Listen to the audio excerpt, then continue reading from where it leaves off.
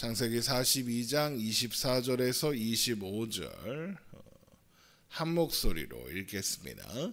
요셉이 그들을 떠나가서 울고 다시 돌아와서 그들과 말하다가 그들 중에서 시므온을 끌어내어 그들의 눈앞에서 결박하고 명하여 곡물을 그 그릇에 채우게 하고 각 사람의 돈은 그의 자루에 도로 넣게 하고 또 길 양식을 그들에게 주게 하니 그대로 행하였더라. 아멘. 바로가 꾸었던 꿈처럼 7년의 풍년이 끝나자 7년의 흉년이 시작되었습니다. 그런데 이 흉년은 애굽뿐 아니라 애굽 주변 지역에도 찾아왔으니 풍년 동안 미리 준비했던 애굽과는 달리 그 외 지역은 큰 기근을 만나게 되었습니다. 가나안 땅도 예외가 아니었죠. 그래서 야곱은 아들들에게 애굽에 곡식이 있다고 하니 가서 사오라라고 명령하게 되는 겁니다. 그렇게 요셉의 형들 10사람이 곡식을 사기 위해 애굽으로 향했으니 막내인 베냐민은 동행하지 않고 10명만 애굽으로 향했습니다. 그 이유는 요셉을 잃어버린 경험이 있는 야곱이 베냐민을 함께 보내지 않았기 때문이었죠. 창세기 42장 3절입니다. 요셉의 형 10사람이 애굽에서 곡식을 사려고 내려갔으나 야곱이 요셉의 아우 베냐민은 그의 형들과 함께 보내지 아니하였으니 이는 그의 생각에 재난이 그에게 미칠까 두려워함이었더라. 야곱이 그토록 사랑했던 라헬이 남긴 자식이 베냐민 하나만 남았으니 그럴만하다 싶으면서도 그러면 다른 아들들은 소중하지 않다는 말인가 이런 생각도 드는 것이 사실입니다. 특히나 야곱이 베냐민을 형들과 보내는 것을 꺼리는 것으로 보아서 그는 요셉의 실종에 다른 아들들이 연루되어 있을지도 모른다라고 의심하고 있었던 게 아닐까 싶습니다. 그래서 형들과 베냐민을 함께 보내지 못하는 거죠. 요셉이 사라지고 지나온 세월이 20년이 넘었는데도 이 집안은 여전히 반목과 의심이 계속되고 있는 겁니다. 그런데 이때 베냐민이 그렇다고 어린 나이인 것도 아닙니다. 10대도 아닙니다. 나이를 먹을 만큼 먹었습니다. 요셉이 17살의 노예로 끌려갔고 30세의 총리가 되었습니다. 그 후 7년의 풍년이 지났죠. 그러면 20년입니다. 그러면 베냐민의 나이는 아무리 적게 잡아도 20대 중반, 30대 초반입니다. 이미 노년의 나이에 접어든 형들에 비하면 어리지만 그렇다고 아버지의 보호를 받아야 할 만큼 어린 나이는 아니라는 겁니다. 그런데도 야곱은 베냐민을 지키고 싶은 거고 지키려고 하는 겁니다.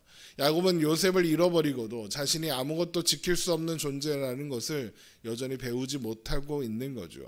그래서 야곱이 여전히 야곱으로 나오고 있는 겁니다. 야곱의 이름이 이스라엘인데 자꾸 야곱이라고 하는 게 그래서 그런 겁니다. 그러나 요셉의 형들은 물론 개인차가 있기는 하지만 성숙했습니다. 나이가 나이니 그럴 수밖에 없었을 것이고 그들도 결혼을 하고 자손을 낳아 기르면서 아버지의 마음을 조금이나마 이해할 수 있게 되었을 테니까요. 그래서 이미 장성한 막내 아들을 여전히 편애하며 여전히 과보하는 아버지를 원망하지 않고 곡식을 구하러 애굽으로 향해 가는 겁니다. 창세기 42장 5절입니다. 이스라엘의 아들들이 양식 사러 간 중에 있으니 가나안 땅에 기근이 있음이라. 그렇게 애굽에 도착한 그들은 곡식 관리를 총괄하고 있는 애굽의 총리 앞에 이를 엎드리니 그들은 자신들 앞에 있는 사람이 요셉인 줄 알지 못했으나 요셉은 그들이 자신의 형들인 줄 금방 눈치챘습니다. 그러나 요셉은 자신을 형들에게 드러내지 않기로 하고 모른 채 하며 엄한 소리로 어디에서 왔는지 묻습니다. 그러자 형들은 곡물을 사기 위해서 가나안에서 왔다라고 대답합니다. 창세기 42장 6절입니다. 때에 요셉이 나라의 총리로서 그 땅 모든 백성에게 곡식을 팔더니 요셉의 형들이 와서 그 앞에서 땅에 엎드려 절하매 요셉이 보고 형들인 줄을 아나 모르는 채 하고 엄한 소리로 그들에게 말하여 이르되 너희가 어디서 왔느냐 그들이 이르되 곡물을 사려고 가나안에서 왔나이다.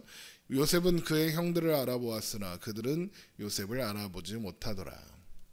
그리고 요셉은 비로소 그때 17살 때 꾸었던 꿈을 떠올렸습니다. 바로 형들이 묶은 곡식단들이 요셉이 묶은 곡식단을 둘러서서 절하던 바로 그 꿈이죠. 그런데 그 꿈을 떠올린 요셉이 갑자기 형들에게 당신들은 정탐꾼이다, 첩자다 이렇게 몰아세우면서 추궁하기 시작합니다. 창세기 42장 9절입니다. 요셉이 그들에 대하여 꾼 꿈을 생각하고 그들에게 이르되 너희는 정탐꾼들이라 이 나라의 틈을 엿보려고 왔느니라. 요셉의 형들은 당연히 부인합니다. 그러면서 자신들은 한 사람의 아들로서 온 집안을 위험에 빠뜨릴 수 있는 첩자 같은 위험한 일을 할 수는 없는 사람들이다 라고 자신들을 변호하죠. 창세기 42장 10절입니다. 그들이 그에게 이르되 내 주여 아니니이다. 당신의 종들은 곡물을 사러 왔나이다. 우리는 다 한 사람의 아들들로서 확실한 자들이니 당신의 종들은 정탐꾼이 아니니이다. 그러나 요셉은 계속 그들이 정탐꾼이라고 몰아붙였고 요셉의 형들은 자신들의 내력을 자세히 설명하며 혐의를 벗고자 애를 썼습니다. 창세기 42장 12절입니다. 요셉이 그들에게 이르되 아니라 너희가 이 나라의 틈을 엿보러 왔느니라. 그들이 이르되 당신의 종 우리들은 12 형제로서 가나안 땅 한 사람의 아들들이라. 막내 아들은 오늘 아버지와 함께 있고 또 하나는 없어졌나이다. 그러나 요셉의 말이 곧 바로의 말과 같은 애굽에서 요셉이 주장하는 혐의에서 벗어날 방법은 없습니다.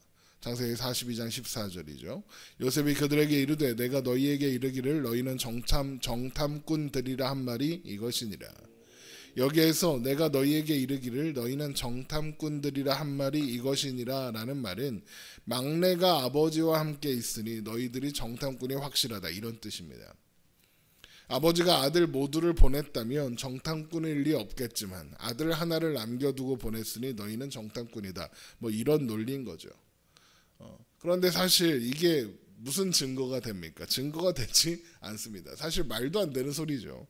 요셉이 그의 형들에게 제기한 정탐꾼이라는 혐의는 아무런 근거도 증거도 없는 겁니다. 하지만 요셉이 그냥 그렇다고 하니까 그런 것이 되는 그런 상황인 거죠. 그러니 요셉의 형들은 엄청나게 억울했을 겁니다. 이건 뭐 아무리 반박을 해도 아무 소용이 없고 이러지도 저러지도 못하는 상황이었을 테니까요. 요셉은 그런 형들에게 그들 중 하나를 보내어 막내를 데리고 오면 혐의를 벗게 해주겠지만 그렇지 않으면 애굽에서 나가지 못하게 하겠다라고 하면서 누가 갈지 정하라는 듯이 3일 동안 감옥에 가두었습니다. 창세기 42장 15절입니다. 너희는 이같이 하여 너희 진실함을 증명할 것이라 바로의 생명으로 맹세하노니 너희 막내 아우가 여기 오지 아니하면 너희가 여기서 나가지 못하리라. 너희 중 하나를 보내어 너희 아우를 데려오게 하고 너희는 갇히어 있으라. 내가 너희의 말을 시험하여 너희 중에 진실이 있는지 보리라. 바로의 생명으로 맹세하노니 그리하지 아니하면 너희는 과연 정탐꾼이니라 하고 그들을 다 함께 3일을 가두었더라. 그렇게 3일이 지나자 요셉은 새로운 방법을 하나 제시하니 한 사람만 옥에 갇히게 하고 나머지는 식량을 가지고 돌아가서 집안의 굶주림을 면하게 한 후에 막내를 데리고 오라라는 것이었습니다. 그러면 그들이 한 말을 믿어주겠다라고 하면서 말이죠. 그러자 형제들은 이를 받아들일 수밖에 없었습니다. 창세기 42장 18절입니다. 사흘 만에 요셉이 그들에게 이르되 나는 하나님을 경외하노니 너희는 이같이 하여 생명을 보존하라. 너희가 확실한 자들이면 너희 형제 중 한 사람만 그 옥에 갇히게 하고 너희는 곡식을 가지고 가서 너희 집안의 굶주림을 구하고 너희 막내 아우를 내게로 데리고 오라. 그러면 너희 말이 진실함이 되고 너희가 죽지 아니하리라 하니 그들이 그대로 하니라. 애굽 총리의 말이 합당하다고 생각해서 그대로 하기로 하는 건 아닙니다. 그렇게 할 수밖에 없으니까 그렇게 하기로 하는 겁니다. 그리고는 괴로워하며 서로에게 지난날의 잘못에 대한 후회와 괴로움을 토로합니다. 창세기 42장 21절입니다. 그들이 서로 말하되 우리가 아우의 일로 말미암아 범죄하였도다. 그가 우리에게 애걸할 때에 그 마음의 괴로움을 보고도 듣지 아니하였으므로 이 괴로움이 우리에게 임하도다. 요셉을 구덩이에 던졌을 때 또 노예로 팔 때 요셉이 괴로워하며 도와달라고 하던 그 모습을 보고도 외면한 잘못이 이제 부메랑이 되어 우리들에게 돌아왔구나라고 말하는 겁니다. 이런 형제들의 한숨 섞인 괴로움의 말에 르우벤은 이제 전부 이게 다 내 말을 듣지 않아서 이렇게 된 거다라고 하면서 다른 형제들을 원망합니다. 창세기 42장 22절입니다. 르우벤이 그들에게 대답하여 이르되 내가 너희에게 그 아이에 대하여 죄를 짓지 말라고 하지 아니하였더냐. 그래도 너희가 듣지 아니하였느니라. 그러므로 그의 핏값을 치르게 되었도다 하니. 그러나 그들은 이 모든 것을 요셉이 알아듣고 있다는 걸 몰랐습니다. 그들 사이에 통역이 있었기 때문에 애굽의 총리가 자신들끼리 하는 말을 알아들을 거라고 생각하지 못했던 겁니다. 창세기 42장 23절입니다. 그들 사이에 통역을 세웠으므로 그들이 요셉이 듣는 줄을 알지 못하더라. 이런 형제의 말을 들은 요셉은 갑자기 밖으로 나가 한참을 울고 돌아옵니다. 그리고는 그들 중 시므온을 그들의 눈앞에서 결박하고 그들이 가져온 그릇에 곡물을 채워줬을 뿐만 아니라 그들이 가져온 돈도 도로 넣어주고 돌아가는 길에 먹을 양식도 챙겨줍니다. 창세기 42장 24절입니다. 요셉이 그들을 떠나가서 울고 다시 돌아와서 그들과 말하다가 그들 중에서 시므온을 끌어내어 그들의 눈앞에서 결박하고 명하여 곡물을 그 그릇에 채우게 하고 각 사람의 돈은 그의 자루에 도로 넣게 하고 또 길 양식을 그들에게 주게 하니 그대로 행하였더라. 이렇게 요셉의 형들은 괴로움 속에서 집으로 돌아가게 되는 겁니다.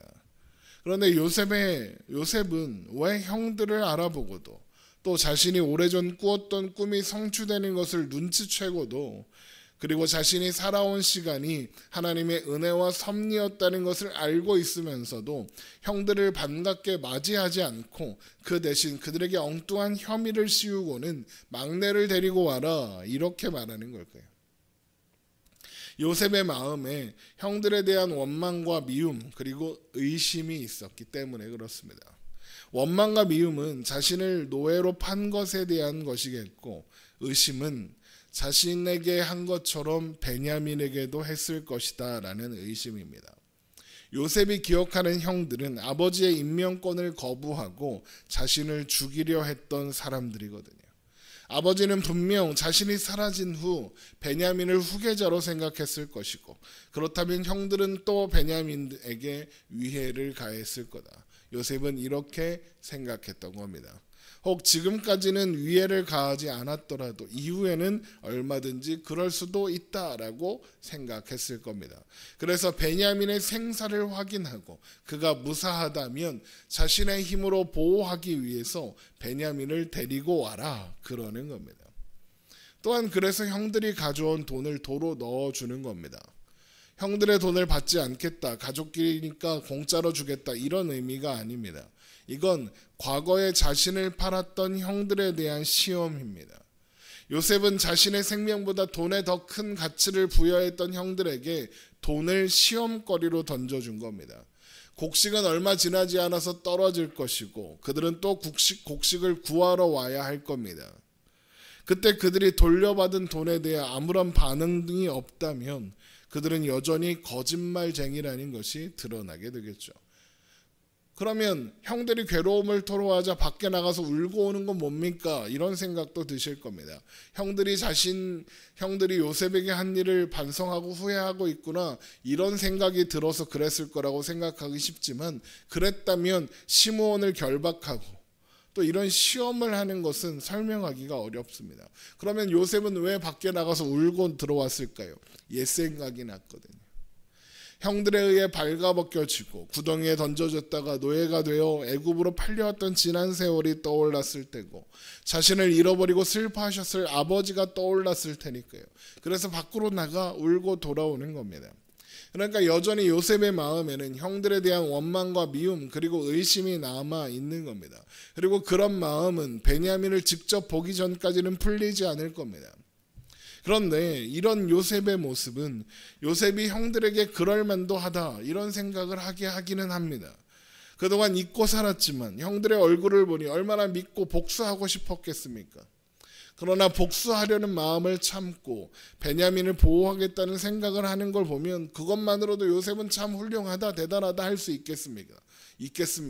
복수할 힘이 있는데 그걸 참으니까요. 하지만 이런 요셉의 모습에서 우리는 요셉도 완전한 사람은 아니구나, 그렇게 대단한 사람은 아니구나 라고 생각할 수도 있습니다. 늘 말씀드리지만 믿음의 영웅은 없습니다. 하나님께 은혜를 받은 사람만 있을 뿐이죠. 요셉도 그런 사람 중에 한 사람입니다. 그래서 형들에게 복수 아닌 복수를 하면서 동생을 지키겠다고 하는 겁니다. 아니, 요셉이 뭘 지킬 수 있습니까? 아무것도 지키지 못합니다. 그런데 애굽의 총리가 되고 보니, 힘이 생기고 보니 지킬 수 있을 것 같은 거죠. 그런데 한번 생각해 보십시오. 그러면 왜 그동안은 가족을 찾지 않았습니까? 애굽의 총리가 되고 벌써 7년이 넘게 지났습니다. 그동안 잊고 살다가 형들을 보고서야 생각난 거 아닙니까? 이제 와서 동생을 아끼는 형인 척하면 뭐합니까? 자기도 지난 7년 동안 잊고 살았으면서요. 그랬으면서 자기가 무슨 자격으로 형들에게 이런 시험을 합니다. 시험을 합니까? 요셉도 어리석고 미련한, 언제나 하나님의 은혜가 필요한 그런 사람일 뿐인 겁니다. 하나님이 요셉과만 함께 하셨겠습니까? 아니요. 야곱과도 함께 하셨고 요셉의 다른 형제들과도 함께 하셨습니다. 그걸 보여주는 게 형들이 요셉을 노예로 팔았다 그 다음에 바로 유다의 이야기가 기록되는 겁니다. 하나님이 유다를 다루셨습니다. 요셉만 다루신 게 아닙니다. 그러면 다른 형제들은 어떻게 했습니까? 동일하게 인도하시고 가르치시고 다루셨을 겁니다. 그랬으니까 창세기 49장 21절에서 이런 고백을 할 수 있는 겁니다. 제가 읽어드릴게요. 창세기 42장 21절. 그들이 서로 말하되 우리가 아우의 일로 말미암아 범죄하였도다. 그가 우리에게 애걸할 때에 그의 마음의 괴로움을 보고도 듣지 아니하였으므로 이 괴로움이 우리에게 임하였도다. 하나님이 그들을 다루지 않으셨다면, 하나님이 그들에게 은혜를 베풀지 않으셨다면 형들이 어떻게 이런 후회와 반성과 회개를 했겠습니까? 그럴 수 없었습니다. 지금 요셉을 통해서 당하는 이 일도 하나님의 다루심인 거죠. 그저 서로를 탓하고 원망하며 돌아갔을 겁니다. 그러지 않았다면. 그런데 이런 고백을 하며 고통스러워합니다. 그리고 이것이 요셉이 놓치고 있는 내용입니다. 하나님께서 요셉을 다루셨다면 요셉의 형제들의 삶 또한 다루셨을 것이다. 그들 삶 또한 하나님의 손에 들려 있다. 요셉은 이것을 생각하지 못했던 겁니다. 그러니까 복수 아닌 복수를 하면서 베냐민을 보호하겠다고 나서는 거죠. 우리의 신앙 여정에서 우리들 또한 이것을 놓치면 안 됩니다. 우리는 자꾸 다른 사람들을 답답해합니다. 저거 언제 사람들아, 이런 생각을 합니다. 그러나 나의 삶이 하나님의 손에 붙잡혀 있는 것처럼 내가 답답해하는 그 사람의 삶 또한 하나님의 손에 붙잡혀 있습니다. 하나님께서 내 삶을 변화시키셨다면 그 사람의 삶 또한 변화시킬 것입니다. 하나님께서 다른 사람을 보고 답답해하는 우리들에게 뭐라고 하시겠습니까? 너나 잘해 그러실 겁니다. 요한복음 21장을 보면 갈릴리 호숫가에서 제자들을 만난 예수님께서 베드로의 마지막을 설명해 주시는 장면이 나옵니다. 그러자 베드로가 뭐라고 합니까? 주님, 이 사람은 어떻게 되겠습니까? 라고 묻습니다. 요한은 어떻게 되겠냐? 라고 묻는 겁니다. 예수님께서 그때 베드로에게 하신 말씀이 그겁니다. 내가 알아서 할 테니까 너는 나를 따라라. 너나 잘해라. 입니다. 그러므로 우리가 할 수 있는 일은 나에게 허락하신 하나님의 은혜를 바라보며 나의 오늘을 사는 것이고, 우리가 걱정하는, 우리가 답답해하는 그 사람에게 베푸실 하나님의 은혜를 기대하며 하나님께 맡기는 겁니다. 그 사람을 위해 기도하고 그 사람을 격려할 뿐 내 힘으로 그 사람을 바꾸려 하지 마십시오. 하나님이 알아서 하실 겁니다. 우리의 삶이 하나님이 알아서 인도하신, 우리의 삶을 하나님께서 알아서 인도하신 것처럼 그 사람의 삶 또한 하나님이 인도하신다는 사실을 기억하며 그 사람을 위해 중보하고 함께 기도하되 참견하고 주제넘은 일은 하지 않는 그렇게 겸손한 우리가 되기를 주님의 이름으로 축원합니다. 기도하겠습니다.